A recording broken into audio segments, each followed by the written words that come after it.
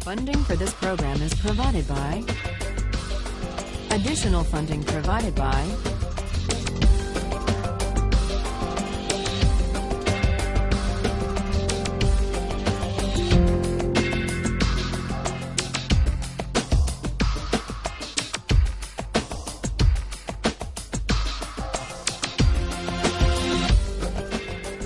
Last time, we were discussing the distinction that Rawls draws between two different types of claims. Claims of moral desert on the one hand, and of entitlements to legitimate expectations on the other. Rawls argued that it's a mistake to think that distributive justice is a matter of moral desert, a matter of rewarding people according to their virtue. Today we're going to explore that question of moral desert and its relation to distributive justice, not in connection with income and wealth, but in its connection with opportunities, with hiring decisions and admission standards. And so we turn to the case of affirmative action. You read about the case of Cheryl Hopwood. She applied for admission to the University of Texas Law School. Cheryl Hopwood had worked her way through high school. She didn't come from an affluent family. She put herself through community college and California State University at Sacramento. She achieved a 3.8 grade point average there. Later moved to Texas, became a resident, took the law school admissions test, did pretty well on that, and she applied to the University of Texas Law School. She was turned down. She was turned down at a time when the University of Texas was using an affirmative action admissions policy. A policy that took into account race and ethnic background. The University of Texas said 40% of the population of Texas is made up of African Americans and Mexican Americans. It's important that we, as a law school, have a diverse student body. And so we are going to take into account not only grades and test scores, but also the demographic makeup of our class, including its race and ethnic profile. The result, and this is what Hopwood complained about, the result of that policy is that some applicants to the University of Texas Law School with a lower academic index, which includes grades and test scores, than hers, were admitted, and she was turned down. She said, she argued, I'm just being turned down because I'm white. If I were a member of a minority group, with my grades and test scores, I would have been admitted. And the statistics, the admissions statistics that came out in the trial, confirmed that African American and Mexican American applicants that year who had her grades and test scores were admitted. It went to federal court.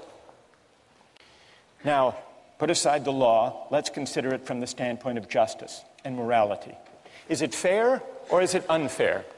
Does Cheryl Hopwood have a case, a legitimate complaint? Were her rights violated by the admissions policy of the law school? How many would rule for the law school and say that it was just to consider race and ethnicity as a factor in admissions? How many would rule for Cheryl Hopwood and say her rights were violated? So here we have a pretty even split. All right, now I want to hear from a defender of Cheryl Hopwood. Yes. you're basing something on that's an arbitrary factor. Cheryl couldn't control the fact that she was white or not in a minority. And therefore, it's not as if it was like a test score that she worked hard to try and show that she could, put that out there, that she had no control over her race. Good. And what's your name? Bree. Okay, Bree, stay right there. Now let's find someone who has an answer for Bree. Yes. There are discrepancies in the educational system, and majority of the time, I know this in New York City, the schools that minorities go to are not as well funded, are not as well supplied as white schools. And so there is going to be a discrepancy naturally between minorities and between whites if they go to better schools, and they will not do as well on exams because they haven't had as much help because of a worse school system. So let me just interrupt you to tell me your name. Anisha. Anisha, you're pointing out that minority kids may have gone, in some cases, to schools that didn't give them the same educational opportunity as kids from affluent families. Yes. And so the test scores they got may actually not represent their true potential. Because they didn't receive the same kind of help that they might have received had they gone to a school with better funding. All right.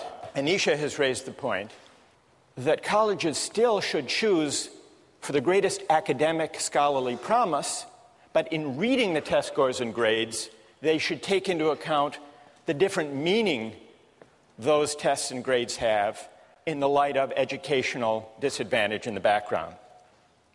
So that's one argument in defense of affirmative action, Anisha's argument, correcting for the effects of unequal preparation, educational disadvantage. Now, there are other arguments. Suppose, just to identify whether there is a competing principle here, suppose there are two candidates who did equally well on the tests and grades, both of whom went to first-rate schools. Two candidates. Among those candidates, would it be unfair for the college or university, for Harvard, to say, we still want diversity along racial and ethnic dimensions, even where we are not correcting for the effects on test scores of educational disadvantage? What about in that case, Bree? If it's that one thing that puts, someone over the edge, then I guess that would be, justifiable. If everything else about the individual first, though, everything they consider about that person's, talents and where they come from and who they are without these arbitrary factors is the same. Without these arbitrary factors, you call it. But before you were suggesting, Bree, that race and ethnicity are arbitrary factors outside the control of the applicants. True, I would agree with that. And your general principle is that admissions shouldn't reward arbitrary factors over which people have no control. Right. All right. Who else? Who else would like to? Thank you both. Who else would like to get into this? What do you say? Well, first of all, I'm for affirmative action temporarily, but for two reasons. First of all, you have to look at the university's purpose. It is to educate their students. And I feel that different races, people coming from different races have different backgrounds and they contribute differently to the education. And second of all, when you say they have equal backgrounds, that's not true when you look at the broader picture and you look at slavery. And this is kind of a reparation. I think affirmative action is a temporary solution to alleviate history and the wrongs done to African Americans in particular. And what's your name? David. David, you say that affirmative action is justified, at least for now, as a way of compensating for past injustice, the legacy of slavery and segregation. Right. Who wants to take on that argument? We need now a critic of affirmative action. Yes, go ahead. I think that what happened in the past has no bearing on what happens today, and I think that discriminating based on race should always be wrong, whether you're discriminating against one group or another. Just because our ancestors did something doesn't mean that that should have any effect on what happens with us today. All right, good. I'm sorry, your name is? Kate? Kate. All right, who has an answer for Kate? Yes. I just wanted to comment and say that... Tell us your name. My name is Mansour. Because of slavery, because of past injustices, today we have a higher proportion of African Americans who are in poverty, who face less opportunities than white people. And so because of slavery 200 years ago, and because of Jim Crow, and because of segregation, today we have injustice based on race. Kate? I think that there are differences, obviously, but the way to fix those differences is not by some artificial fixing of the result. You need to fix the problem. So we need to address differences in education and differences in upbringing with programs like Head Start and giving more funding to lower income schools rather than trying to just fix the result so it makes it look like it's equal when really it isn't. Yes. Well, with regard to affirmative action based on race, I just want to say that white people have had their own affirmative action in this country for more than 400 years. It's called nepotism and quid pro quo. So there's nothing wrong with correcting the injustice and discrimination that's been done to black people for 400 years. Good.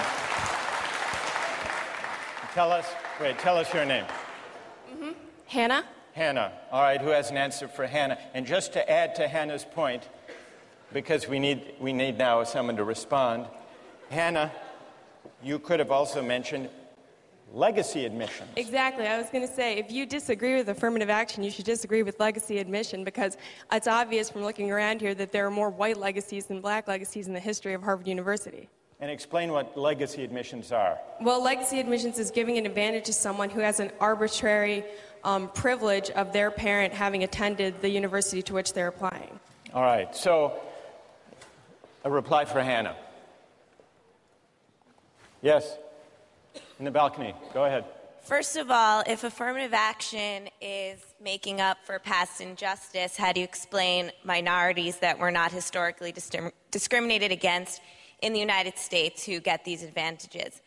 In addition, you could argue that affirmative action perpetuates divisions between the races rather than achieve the ultimate goal of race being an irrelevant factor in our society. And tell us your name. Danielle? Hannah?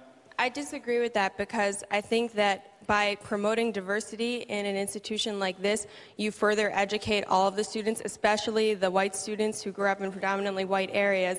It's certainly a form of education to be exposed to people from different backgrounds, and you put white students at an inherent disadvantage when you surround them only with their own kind. Why should race necessarily be equated with diversity? There's so many other forms. Why should we assume that race makes people different? Again, that's perpetuating the idea of racial division within our universities and our society. Hannah? With regard to African American people being given a special advantage, it's obvious that they bring something special to the table because they have a unique perspective, just as someone from a different religion or socioeconomic background would as well. As you say, there are many different types of diversity. There's no reason that racial diversity should be eliminated from that criteria. Yes, go ahead. Racial discrimination is illegal in this country, and I believe that it was African American leaders themselves, when Martin Luther King said he wanted to be judged not on the color of his skin, but by the content of his character, his merit, his achievements. And I just think that to decide solely based on someone's race is just inherently unfair. I mean, if you want to correct based on disadvantaged backgrounds, that's fine, but there are also disadvantaged white people as well. It shouldn't matter if you're white. Tell us your name. Ted. Ted? Yes. Think of Hopwood. It's unfair to count race, or I assume you would also say ethnicity or religion? Yes. Do you think she has a right to be considered according to her grades and test scores alone? There is more to it than that. Universities need to promote diversity. So you agree with the goal of promoting diversity?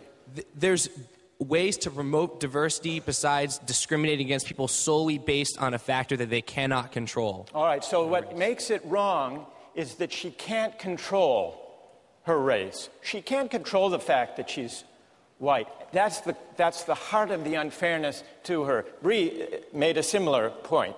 that basing admissions on factors that people can't control is fundamentally unfair. What do you say?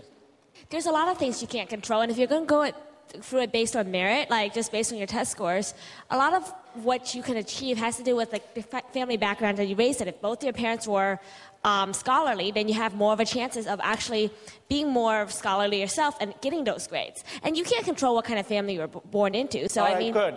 That's a great rejoinder. What's your name? Da. Da. Ted, are you against advantages that come from the family you were born into? What about legacy admission? I mean, I do believe that in terms of like a legacy admission, you shouldn't have a special preference. I mean, if there is a legacy admission, you could argue is another part of diversity. You could say it's important to have a small percentage of people that have several generation family attendance at a place like Harvard. However, that should not be an advantaged factor like race. That should just be another part of promoting diversity. Should it count at all? I think that alumni status, should it count at all, Ted? Yes. It should count. All right. I want to step back for a moment from these arguments. Thank you all for these contributions. We're going to come back to you. If you've listened carefully, I think you will have noticed 3 different arguments emerge from this discussion in defense of considering race and ethnicity as a factor in admissions. One argument has to do with correcting for the effects of educational disadvantage. That was Anisha's argument. This is what we might call the corrective argument. Correcting for differences in educational background, the kind of school people went to, the opportunities they had, and so on. That's one argument. What's worth noticing, though, is that that argument is consistent in principle with the idea that only academic promise and scholarly potential should count in admissions. We just need to go beyond test scores and grades alone to get a true estimate of academic promise and scholarly ability. That's the first argument. Then we heard a second argument that said affirmative action is justified even where there may not be the need to correct for educational disadvantage in a particular applicant's case. It's justified as a way of compensating for past wrongs, for historic injustices. So that's a compensatory argument, compensating for past wrongs. Then we heard a different argument for affirmative action from Hannah and others that argued in the name of diversity. Now, the diversity argument is different from the compensatory argument because it makes a certain appeal to the social purpose or the social mission of the college or university. There are really 2 aspects to the diversity argument. One says it's important to have a diverse student body for the sake of the educational experience for everyone. Hannah made that point. And the other talks about the wider society. This was the argument made by the University of Texas in the Hopwood case. We need to train lawyers and judges and leaders, public officials, who will contribute to the strength, the civic strength of the state of Texas and the country as a whole. So there are 2 different aspects to the diversity argument, but both are arguments in the name of the social purpose or the social mission or the common good served by the institution. Well, what about the force of these arguments? We've also heard objections to these arguments. The most powerful objection to the compensatory argument is it fair to ask Cheryl Hopwood today to make the sacrifice, to pay the compensation for an injustice that was admittedly committed and was egregious in the past, but in which she was not implicated. Is that fair? So that's an important objection to the compensatory argument. And in order to meet that objection, we would have to investigate whether there is such a thing as group rights or collective responsibility that reaches over time. So having identified that issue, let's set it aside to turn to the diversity argument. The diversity argument doesn't have to worry about that question, about collective responsibility for past wrongs, because it says, for reasons Hannah and others pointed out, that the common good is served, is advanced, if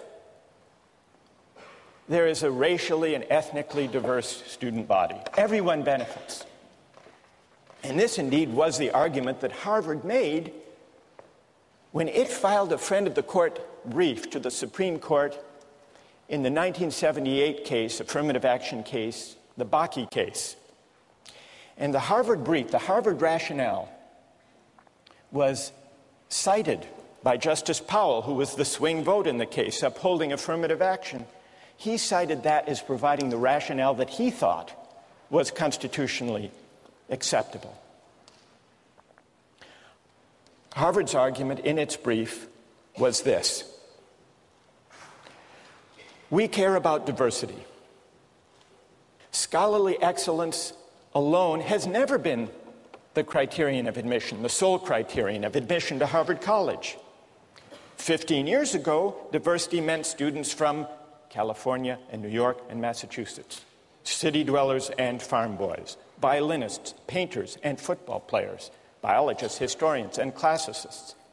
The only difference now, Harvard argued, is that we're adding racial and ethnic status to this long list of diversity considerations. When reviewing the large number of candidates able to do well in our classes, Harvard wrote, race may count as a plus just as coming from Iowa may count, or being a good middle linebacker, or pianist. A farm boy from Idaho can bring something to Harvard College that a Bostonian cannot offer. Similarly, a black student can usually bring something a white student cannot offer.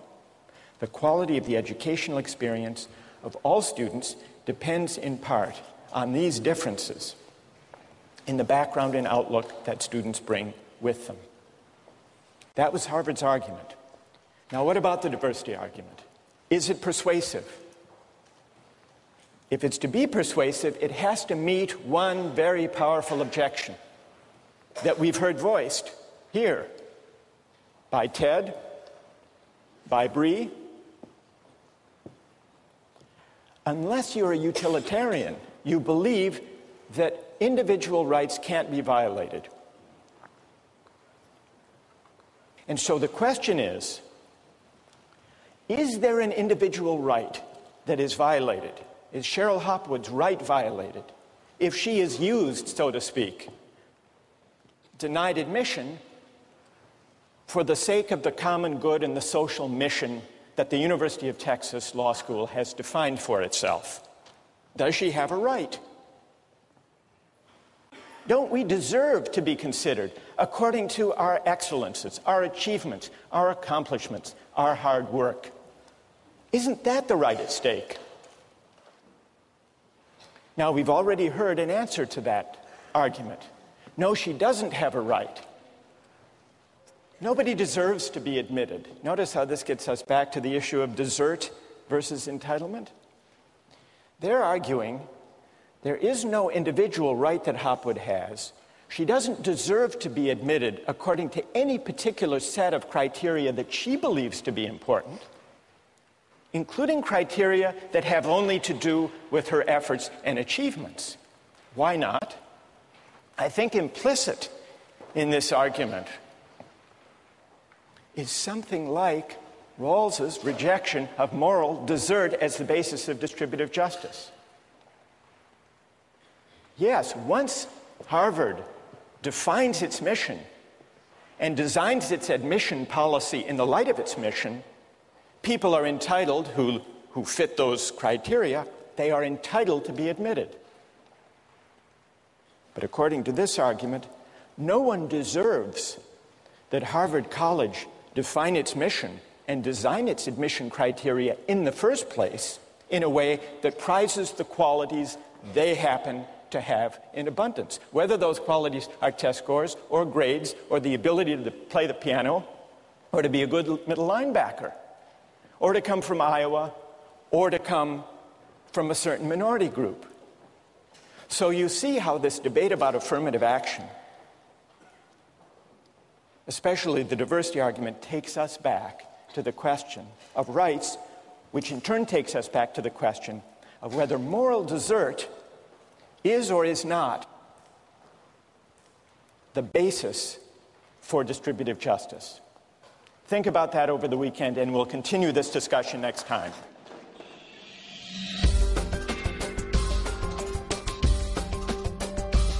Suppose we're distributing flutes.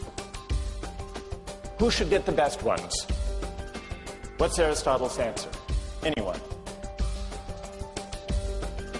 His answer is the best flutes should go to the best flute players because that's what flutes are for.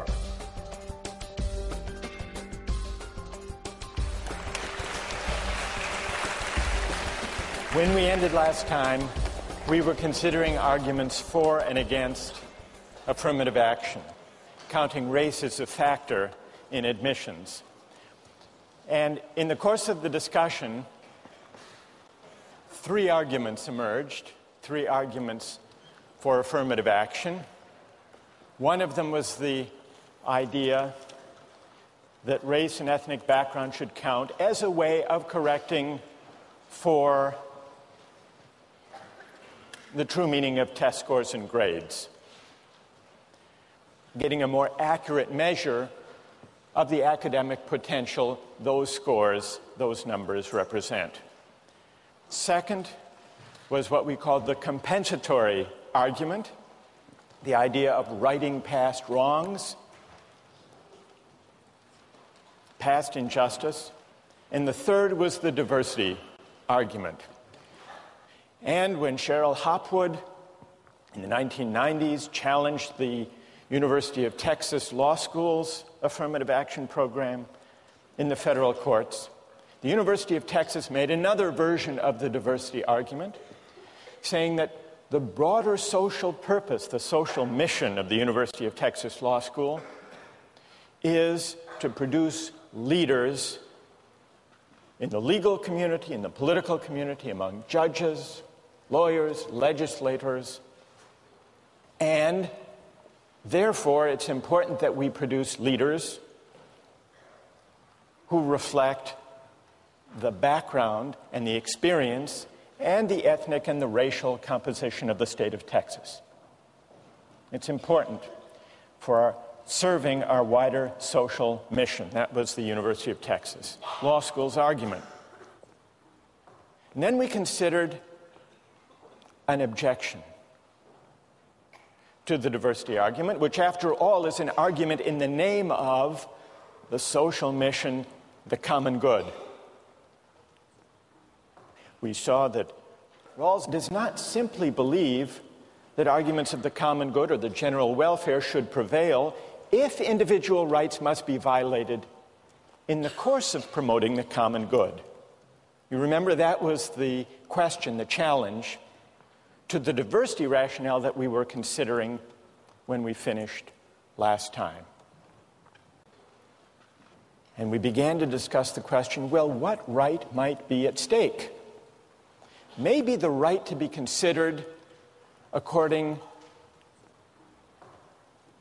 to factors within one's control. Maybe this is the argument that Cheryl Hopwood implicitly was making.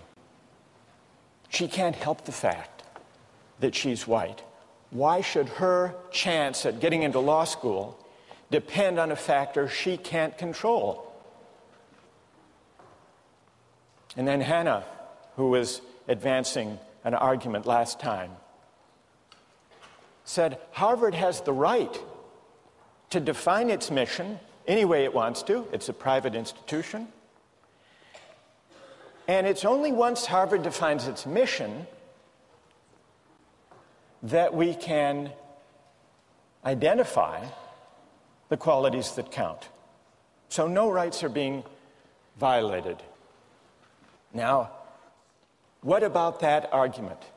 What I would like to do is to hear objections to that reply and then see whether others have an answer. Yes. And tell us your name. Da. Da. Right. You spoke up last time. All right. How do you answer that argument? Well, I think there was two things in there. One of them was that a private institution could define its mission however it wants. But then that doesn't make however it defines it right. Like, I could define my personal mission as I want to collect all the money in the world. But does that make it even a good mission? So you can't say that just because a college is a private institution, it could just define it whatever it wants. We still have to think about whether the way it's defining it is right. And in the case of affirmative action, a lot of people have said that since there's a lot of other factors involved, why not race? Like, if we already know that the system is imperfect. I want to stick with your first point, okay. Da. Here's Da's objection. Can a college or university define its social purpose any way it wants to and then define admissions criteria accordingly? What about the University of Texas Law School, not today, but in the 1950s? Then there was another Supreme Court case against the admissions policy of the University of Texas Law School because it was segregated. It only admitted whites. And when the case went to court back in the 50s, the University of Texas Law School also invoked its mission. Our mission as a law school is to educate lawyers for the Texas bar, for Texas law firms. And no Texas law firm hires African Americans. So to fulfill our mission, we only admit whites. Or consider Harvard in the 1930s, when it had anti-Jewish quotas. President Lowell, president of Harvard in the 1930s, said that he had nothing personally against Jews, but he invoked the mission, the social purpose of Harvard, he said, which is not only to train intellectuals. Part of the mission of Harvard, he said, is to train stockbrokers for Wall Street, presidents and senators. And there are very few Jews who go into those professions. Now, here's the challenge. Is there a principal distinction between the invocation of the social purpose of the college or university today in the diversity rationale and the invocation of the social purpose or mission of the university by Texas in the 1950s or Harvard in the 1930s? Is there a difference in principle? What's the reply? Hannah? Well, I think that the principle that's different here is basically the distinction between inclusion versus exclusion. I think that it's morally wrong of the university to say, we're going to exclude you on the basis of your religion or your race. That's denial on the basis of arbitrary factors. What Harvard is trying to do today with its diversity initiatives is to include groups that were excluded in the past. Good. Stay there. Let's see if someone would like to reply. Go ahead. This was kind of in support of Hannah rather than a reply, but That's all right. I was going to say another principal difference can be based on malice being the motivation, I guess, for the historical segregation act. So it's saying that we're not going to let blacks or Jews in because they're worse as people or as a group. Good. So the element of malice isn't present. And what's your name? Stevie. Stevie says that in the historic segregationist, racist, anti-Semitic quotas or prohibitions, there was built into them a certain kind of malice, a certain kind of judgment that African Americans or Jews were somehow less worthy than everybody else. Whereas present-day affirmative action programs don't involve or imply any such judgment. What it amounts to saying is, so long as a policy just uses people in a way as valuable to the social purpose of the institution, it's okay, provided it doesn't judge them maliciously, as Stevie might add, as intrinsically less worthy. I'd like to raise a question. Doesn't that concede that all of us, when we compete for positions or for seats in colleges and universities, in a way are being used, not judged, but used in a way that has nothing to do with moral desert?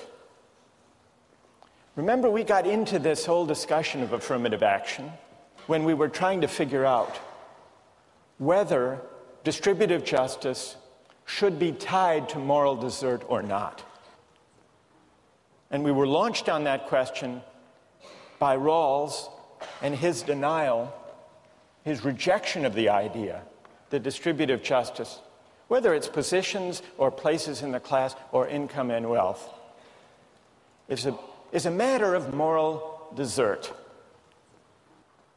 Suppose that were the moral basis of Harvard's admissions policy.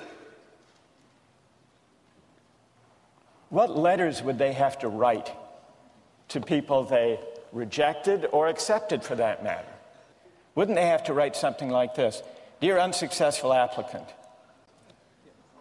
we regret to inform you that your application for admission has been rejected. It's not your fault that when you came along, society happened not to need the qualities you had to offer. Those admitted instead of you are not themselves deserving of a place, nor worthy of praise for the factors that led to their admission. We are in any case only using them and you as instruments of a wider social purpose. Better luck next time. What was the letter you actually got when you were admitted? Perhaps it should have read something like this.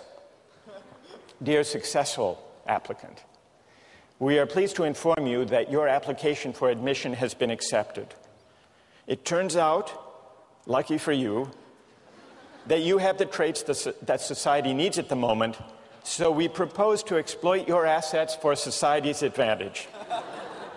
You are to be congratulated, not in the sense that you deserve credit for having the qualities that led to your admission, but only in the sense that the winner of a lottery is to be congratulated. And if you choose to accept our offer, you will ultimately be entitled to the benefits that attach to being used in this way. We look forward to seeing you in the fall.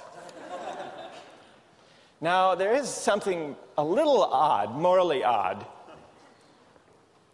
if it's true that those letters do reflect the theory, the philosophy underlying the policy. So here's the question they pose. And it's a question that takes us back to a big issue in political philosophy. Is it possible, and is it desirable, to detach questions of distributive justice from questions of moral desert and questions of virtue? In many ways, this is an issue that separates modern political philosophy from ancient political thought. What's at stake in the question of whether we can put desert, moral desert aside? It seemed when we were reading Rawls that the incentive, the reason he had for detaching distributive justice from moral desert was an egalitarian one. That if we set desert to one side, there's greater scope for the exercise of egalitarian considerations. The veil of ignorance, the two principles, the difference principle, helping the least well off, redistribution and all that. But what's interesting is if you look at a range of thinkers we've been considering, there does seem to be a reason they want to detach justice from desert that goes well beyond any concern for equality. Libertarian rights-oriented theorists of the kind we've been studying, as well as egalitarian rights-oriented theorists, including Rawls, and for that matter also including Kant, all agree, despite their disagreements over distributive justice and the welfare state and all of that, they all agree that justice is not a matter of rewarding or honoring virtue or moral desert. Now, why do they all think that? It can't just be for egalitarian reasons. Not all of them are egalitarians. This gets us to the big philosophical question we have to try to sort out. Somehow they think tying justice to moral merit or virtue is going to lead away from freedom, from respect for persons as free beings. Well, in order to see what they consider to be at stake, and in order to assess their shared assumption, we need to turn to a thinker, to a philosopher, who disagrees with them, who explicitly ties justice to honoring virtue and merit and moral desert. And that thinker is Aristotle. Now, in many ways, Aristotle's idea of justice is intuitively very powerful. In some ways, it's strange. I want to bring out both its power, its plausibility, and its strangeness so that we can see what's at stake in this whole debate about justice and whether it's tied to desert and virtue. So, what is Aristotle's answer to the question about justice? For Aristotle, justice is a matter of giving people what they deserve, giving people their due. It's a matter of figuring out the proper fit between persons with their virtues and their appropriate social roles. Well, what does this picture of justice look like? And how does it differ from the conception that seems to be shared among libertarian and egalitarian rights-oriented theorists alike? Justice means giving each person his or her due, giving people what they deserve. But what is a person's due? What are the relevant grounds of merit or desert? Aristotle says that depends on the sort of things being distributed. Justice involves two factors: things and the persons to whom the things are assigned.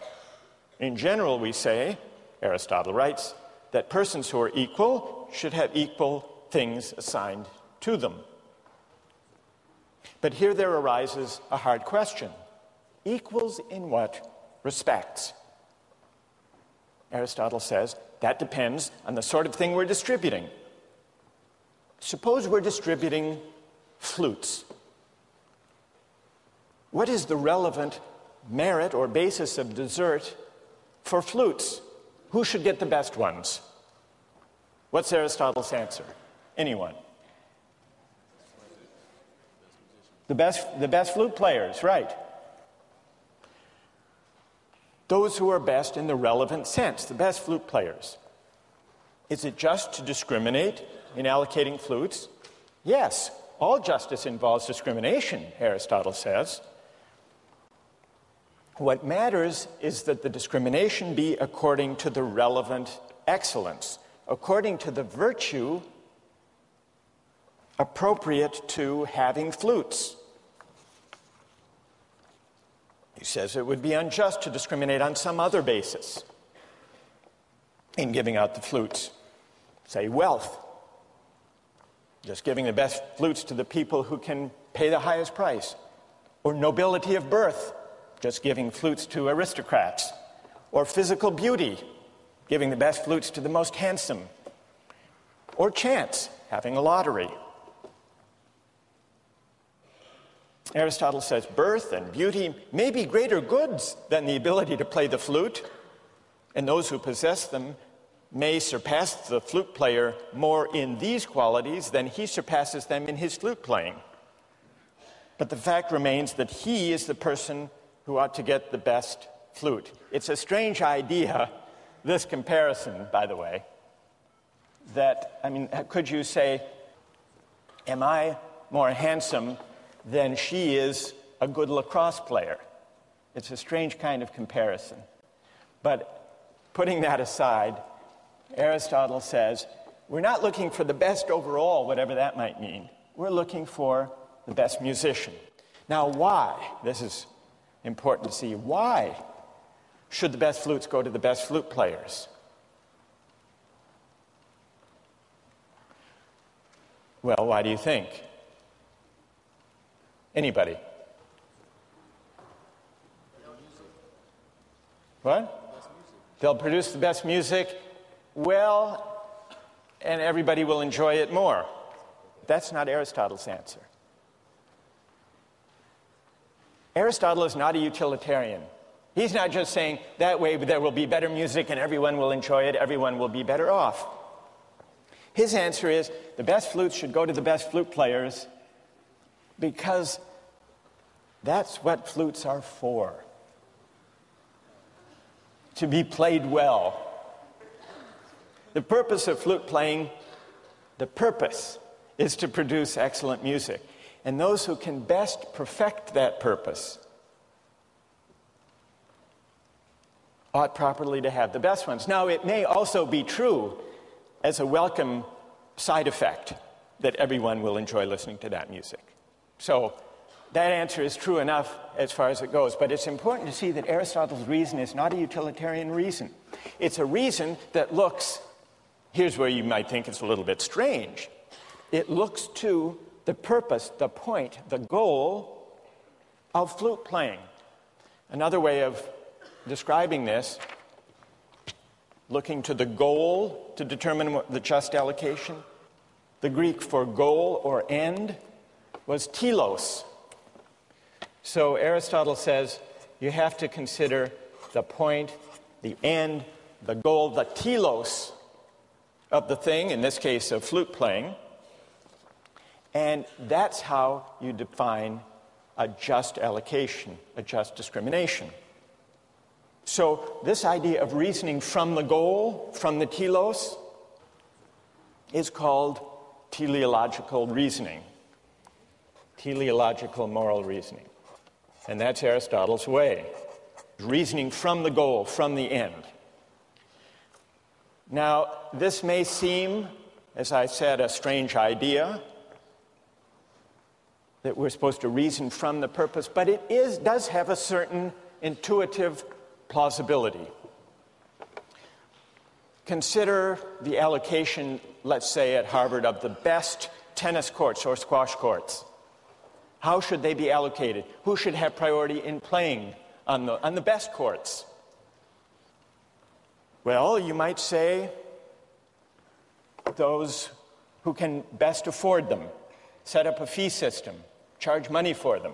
Aristotle would say no. You might say, well,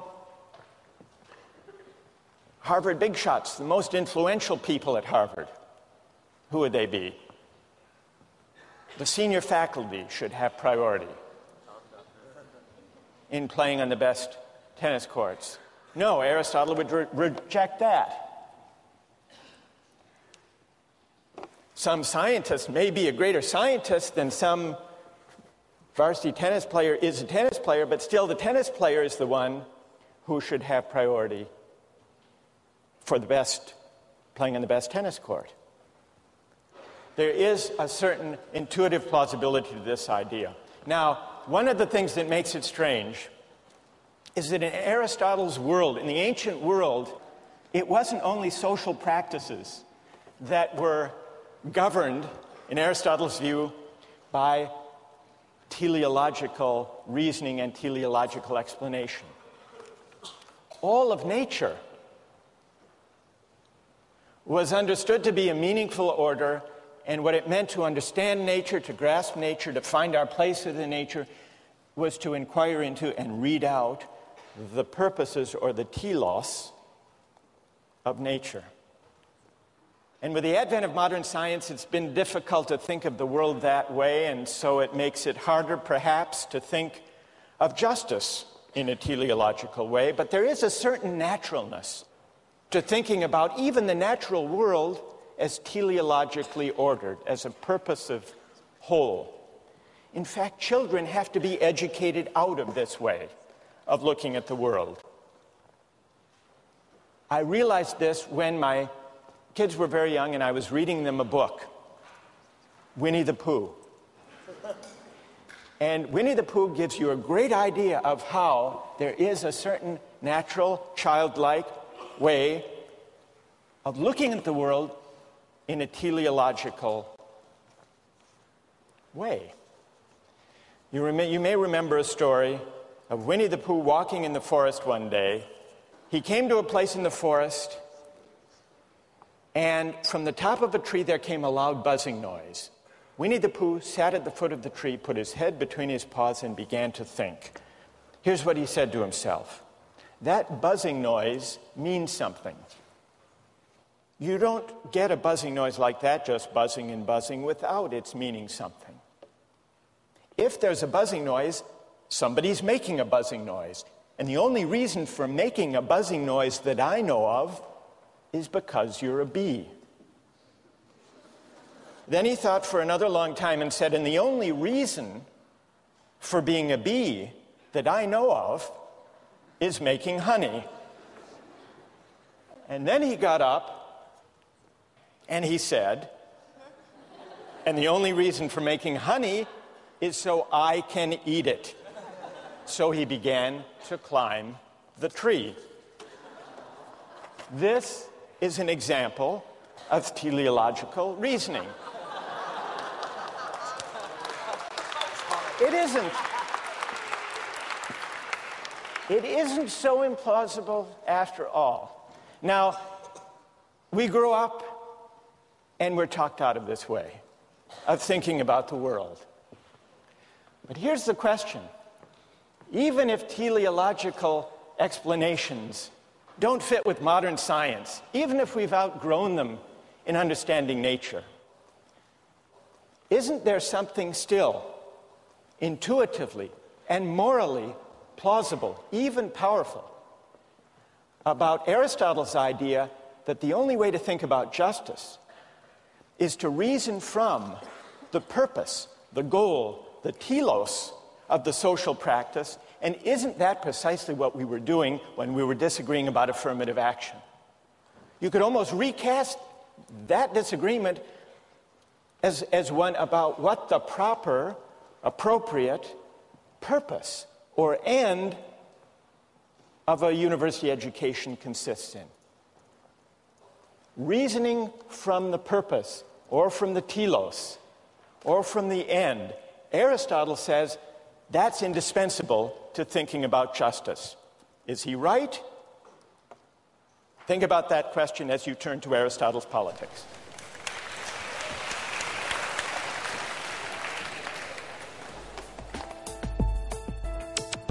Don't miss the chance to interact online with other viewers of Justice. Join the conversation, take a pop quiz, watch lectures you've missed, and learn a lot more. Visit justiceharvard.org. It's the right thing to do.